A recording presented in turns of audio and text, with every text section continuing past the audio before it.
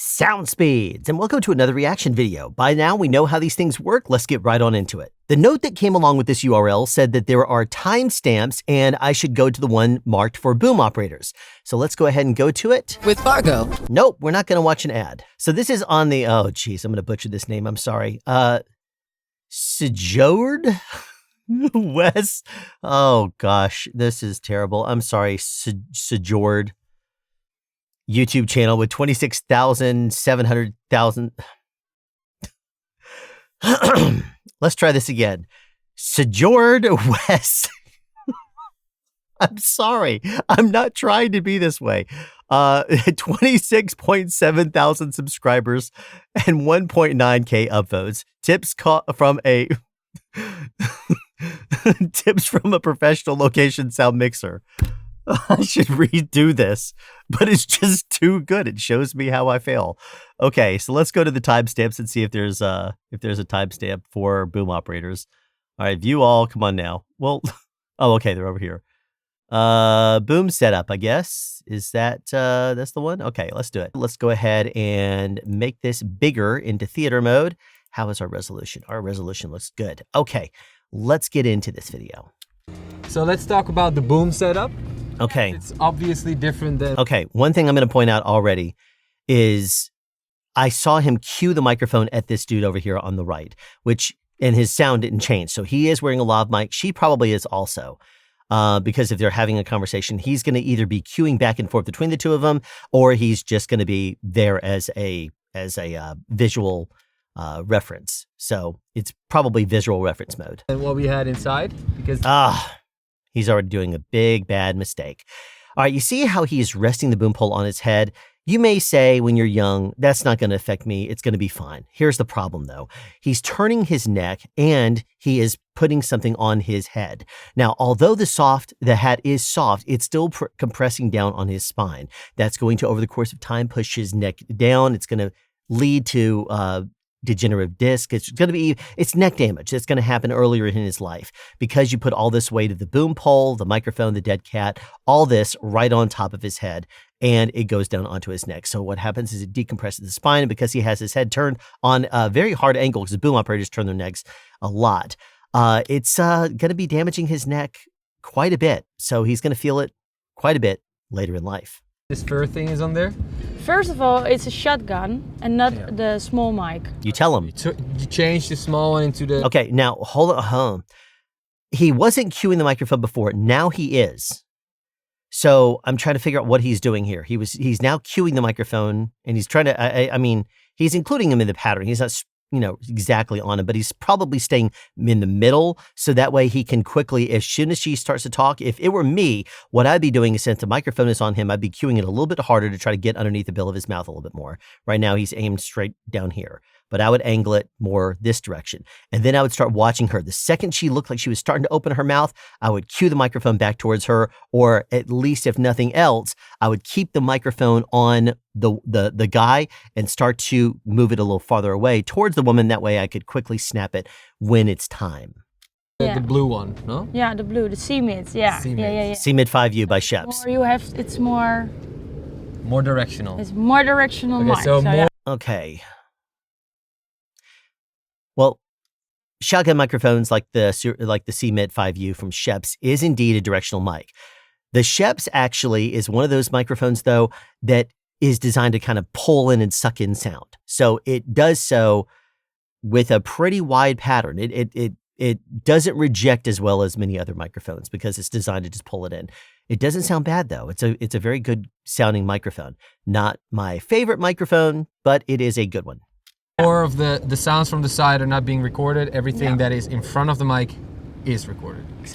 Okay, that's not exactly accurate. I'm going to be stopping every 3 seconds in this video because the microphone focuses more on the front part of this. Actually, if you watch the beginning of my Rode NTG8 video, I explain this very well. I should almost take that portion of the video and make it its own thing.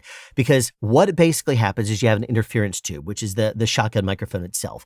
And then it has these vent slit slots, whatever you want to call them, cut into it, which basically allow outside sound in to the interference tube itself, not just what is coming down the end of it, which is like a tube. Like if you were looking through a pipe, it would sound terrible, but you would be able to hear what's directly down the end of the pipe very well. But then if you cut all these slits and vents into it, then what ends up happening is outside sounds do start to come in and they do travel up the interference tube to the capsule as well. So what ends up happening on these microphones, especially something like a CMIT that has a lot of open areas in it. It's rotationally symmetrical, which means that you can look at the entire thing all the way around and it picks up sound in a 360 area around the microphone. And the slits are not these little tiny things like that. They're actually wider like that, but they're slightly deeper, allowing even more sound to come into the interference tube, which is one of the reasons why it picks up and focuses in sound so well. As for rejecting out outside noises, it doesn't just cut it out. It attenuates it, depending on the microphone itself, by up to, let's say, 25, 30 dB, depending on the microphone. The most directional microphone that I really like the sound of is the Sanken CS3E. That one is extremely, it's like the same length as a 416, maybe a little bit, close to the size of the CMIT, but its design is to be a laser beam. I mean, it dials right in on the sound, pulls it right out, extracts it surgically as close as you can on a microphone, and it rejects out outside noises. There's been times in the past when I've worked for sound mixers and I've been using the Schoeps, the CMIT 5U like they are, and I've said, geez, what I wouldn't give for a CS3E. And the mixer's like, oh, look, I have one. And I have been on, top of the world as soon as they brought it to me.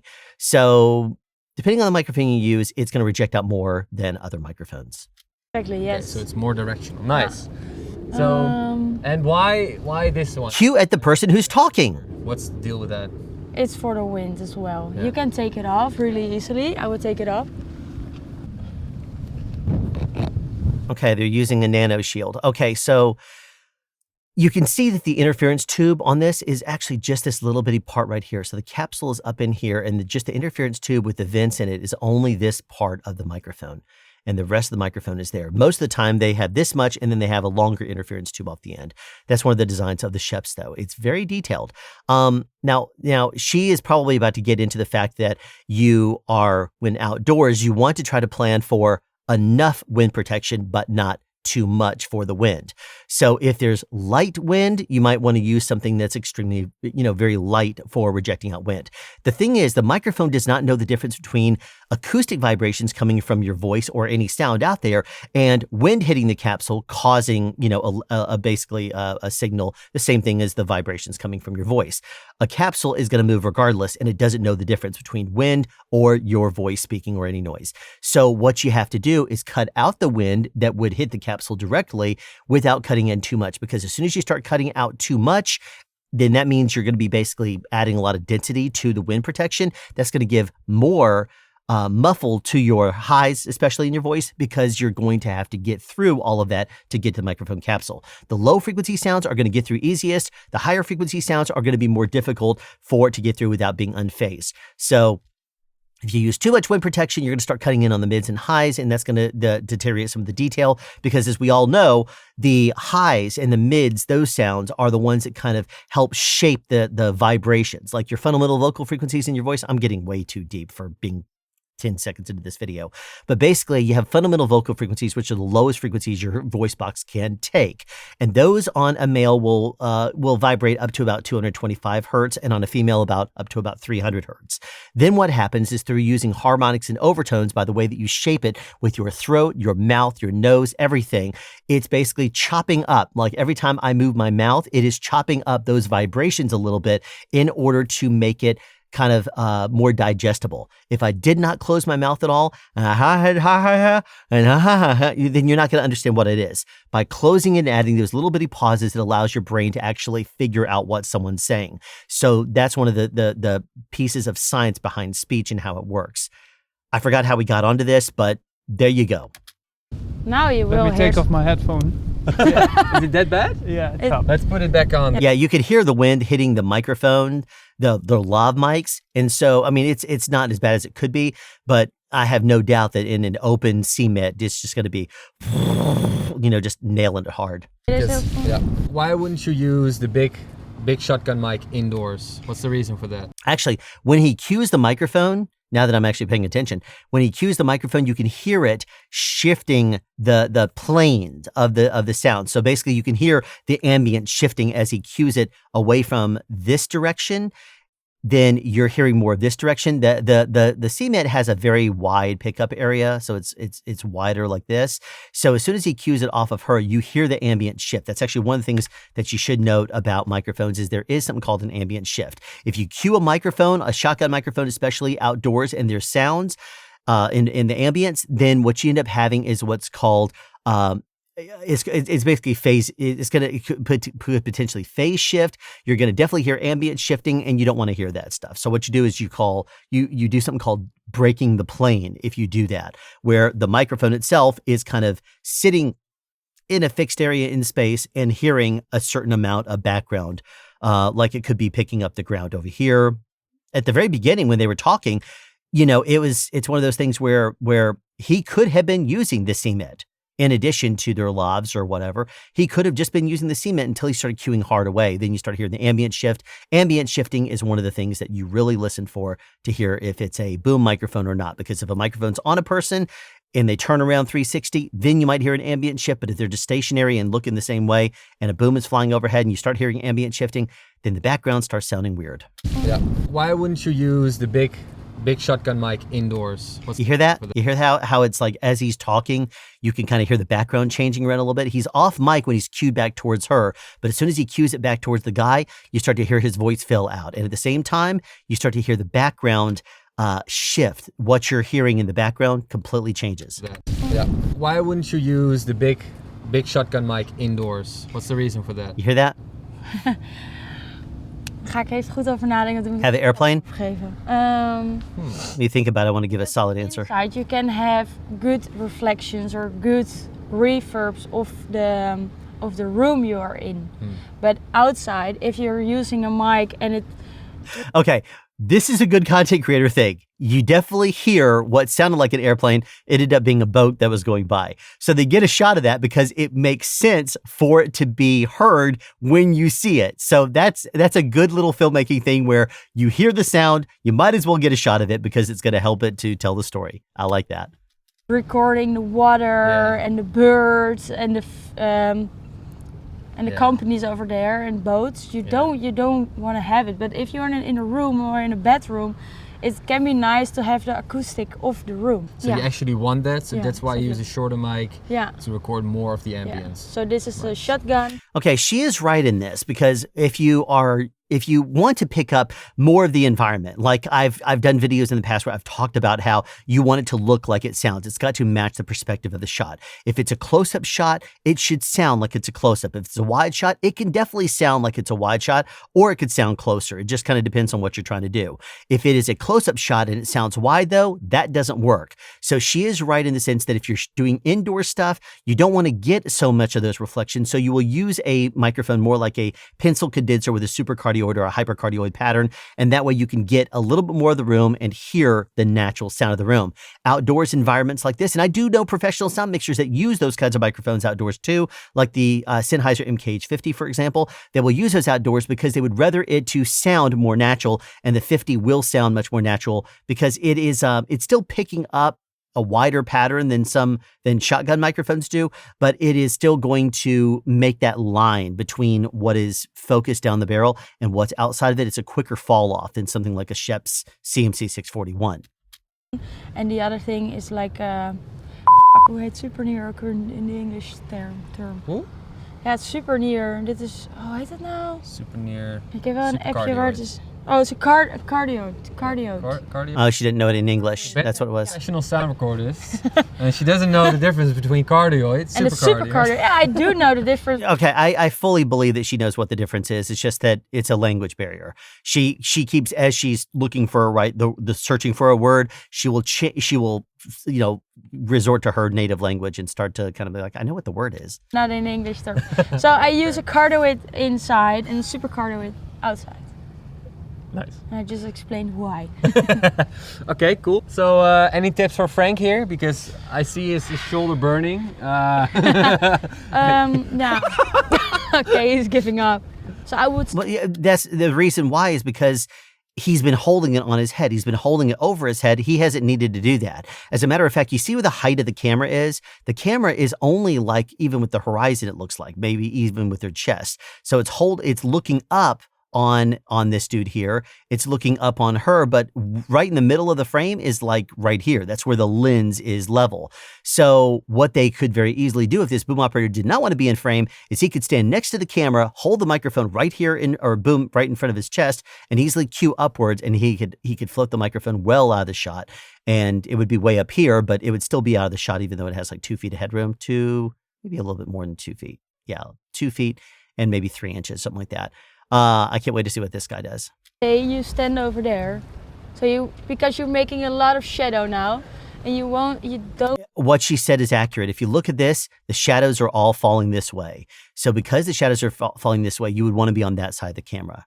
Over there, so because you're making a lot of shadow. But if he stands there, then notice he is. If this was a real shot on a movie, his boom, he cannot hold it high enough to get it out of the frame. He'd have to get on a ladder, get up and over here and float the microphone over. But if he were to get closer to the camera, he can more gradually angle the thing upwards and just hold it in a very relaxed position. Now, and you don't want to make shadow, but now you're in. Okay, you can see this right now. He says she says you're in the frame. He's been in the frame the whole time. But if he backs up here, he has an ambient boom. Love it. If he backs up next to the camera, you see how he's holding the microphone and it's going upwards. If he were to back up a little bit, his arms can actually come down because as he gets closer to the camera, you can see his height is only right here. He could drop his elbows and hold the microphone right up, or the boom right here. It's going to be well out of the frame. In frame. Yeah, so and super wide. Blur your lenses, see the light, and know where the dialogue is. It's not on the longest. Crazy. Oh. Okay. What she's doing there is spot on. She should have actually started right here, though, and extended it out all the way. That's not an ambient boom. It's like he switched to a VDB because those are VDB knuckles right there. But he should extend out from the longest section, the thinnest section first, because the weight is lightest, and then start working your way back. Wait a minute. I could have sworn he had an ambient boom in his hand. That's an ambient, isn't it? Did he change? Wait a minute. No. No. Because you're making a lot of shadow. No, okay, I'm mistaken. I wasn't looking at it right. It looked like it was because of I wasn't, all right. You'd think I know boom holes. Okay, fine, whatever. Oh, I should have, that's an indicator right there. It's the red one, so it's one of the longer ones. I should just go back to sleep today and completely reset my brain. And you blur your lenses, see the light, and know where the dialogue is. It's not on the longest. Okay, one of the things about VDB poles is you can look at the little rubber bumper on the end and the color of it will indicate which model of boom it is. So what she should do is start right here at this, extend this section out, and then extend out the next section and work your way back. And you see these little bitty rings right there? That's one of the indicators that this is a VDB pole because the VDB's poles are designed for you to look at that and kind of say, okay, I need to go out 1.5 or something like that of those little rings. So that way you can gauge where people are if you stand the same place over the course of, multiple takes and you collapsing the pole. Crazy. Oh. I can do it. Come on, you can do it. A little bit, yeah. Okay, so now if you notice, one segment there, one segment there, one segment there. Actually, it almost looks like there's two. One there and one there. So this is the one segment. Those are the locks. This is VDB makes 6-section booms. It's almost like he's, I don't know. I'm not going to assume anymore because I'll probably be wrong. I'm just going to stick to the facts. But if you notice right here, he's holding it now in a more relaxed position and the boom is because of the natural flex and arc, it's going to arc up and over. So if the frame was right around here, head to toe, as long as this part is completely out of the frame right here, then he would be completely out of the shot if it was extremely wide, like if the shot was extremely wide. The microphone is not going to be in the shot, neither will the boom pole. But what he should do is play it from over here. That way, as they walk, he could pivot. Actually, he should be on the right-hand side of the camera. That way, he's downstream of the shadows. If you have to do this, like the long boom one, Yeah. how long can you keep that? You know, how long can you hold it on? You can. There's no number. Every single boom operator is different, and it depends on your microphone configuration, how it's all set up. Are you putting a transmitter? Like he has a transmitter on the microphone end of the boom pole. That will matter too. Which one is it? Is it a cube style, or is it like the Zaxcom ZMT4, something very light? It just depends. Use an Apple box, like a wood box you can stand up, so Yeah. it makes you longer. Yeah. So you don't have to do this, but you can actually maybe do this or find a way That's right. that's heavy for you. Yeah. Or you can do this, the lazy one. The lazy one, it depends. If he's doing this like a reality TV or interview style, something like that, you do come up from underneath on that. It's not lazy. It's you doing what you need to do for the shot. Like if they're walking, for example, and it's a close-up shot of the two of them, then you might want to actually cue the microphone up from the ground, looking upwards at them. Obviously not straight up, but you'd put it outwards to get off of the feet. You don't want to hear the feet. And if you have the microphone overhead, you're going to be hearing the feet noise more. So it's not necessarily lazy. It's just depending on the situation and what you need to do. Honestly, is your back hurting at the end of the day? You can train it.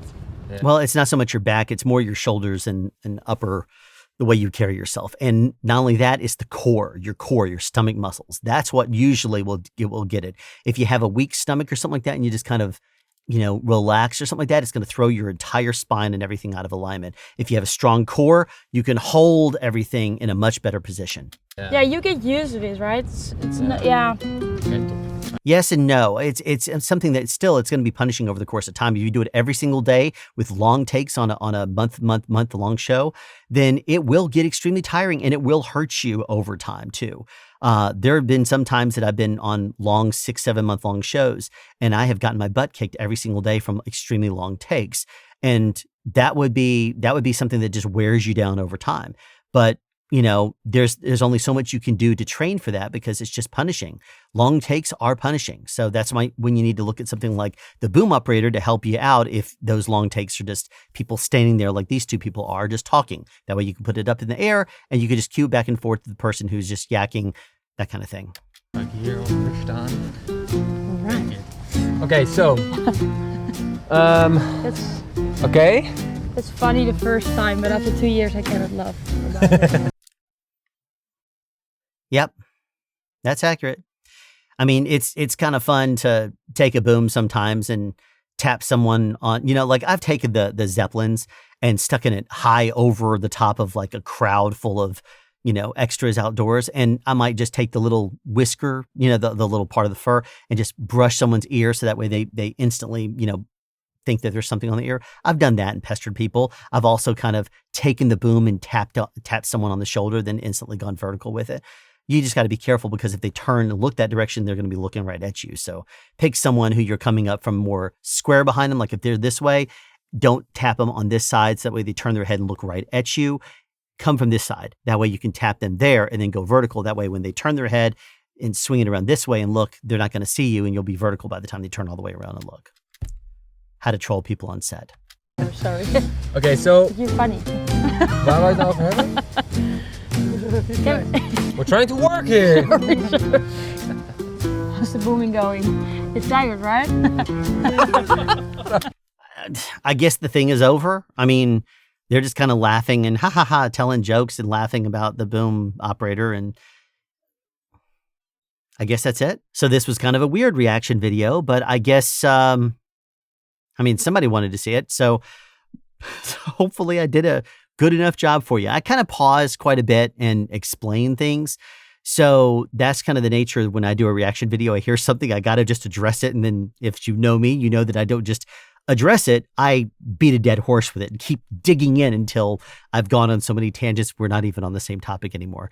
There's actually a class that I taught in person where I used an analogy from another one of my classes and then got 10 minutes into a side tangent talking about that topic. And I continued to teach that other class. So like I was teaching this class, I did an example because somebody asked a question and I used an example from a different class and started teaching that class from there on for like 10 minutes. And then I realized what I was doing and had to completely stop and say, well, let me get not too far off topic and get back on. Then I resumed. I can be goofy at times. Anyway, thank you for tuning in to this episode of Soundspeeds. Be sure to tune in the future for more reaction videos. I guess that's what this was, is reacting to boom tips, I guess. And I guess, as always, sound advice. Have a question you'd like answered or want to add something? Be sure to write it in the comment section down below. You can also make a suggestion for future topics of discussion. Again, comment section down below, or you can email me at soundspeeds@yahoo.com. Be sure to subscribe and turn on notifications so you won't miss out on future sound advice.